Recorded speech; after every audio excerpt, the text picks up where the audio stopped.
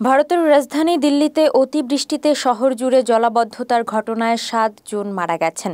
৩১ জুলাই বুধবার সন্ধ্যায় এসব মৃত্যুর ঘটনা ঘটে। প্রবল বৃষ্টির আশঙ্কায় আজ রেড অ্যালার্ট জারি করেছে দেশটির আবহাওয়া অধিদপ্তর। বন্ধ রয়েছে স্কুল কলেজ। আবহাওয়া অফিসের তথ্য মতে দিল্লিতে ১ ঘন্টায় ১১০ মিলিমিটার বৃষ্টি হয়েছে। এমনকি দিল্লির প্রগতি ময়দানের কাছে বৃষ্টি হয়েছে ১১২ মিলিমিটারেরও বেশি। এই বৃষ্টিতে বেহাল হয়ে পড়েছে রাজধানী শহরটি। বহু রাস্তায় পানি জমে সৃষ্টি হয়েছে বিশাল যানজটের। দিল্লি জুড়ে পানির নিচে চলে গেছে অনেক রাস্তা।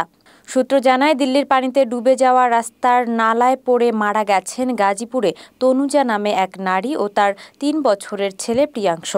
গুরুগ্রামের ইফকো চকে বিদ্যুৎবাহী তার রাস্তায় জমা পানিতে পড়ে যাওয়ায় বিদ্যুতায়িত হয়ে ৩ জনের মৃত্যু হয়েছে। এছাড়াও সবজি মন্ডিতে বাড়ি ধসে একজনের মৃত্যু হয়েছে। এদিকে খুব দরকার না থাকলে মানুষকে বাড়ির বাইরে না যেতে নির্দেশ দিয়েছে আবহাওয়া অফিস। সেই সাথে ৫ আগস্ট পর্যন্ত এমন ঝড় বৃষ্টি অব্যাহত থাকবে বলে জানায় সংস্থাটি।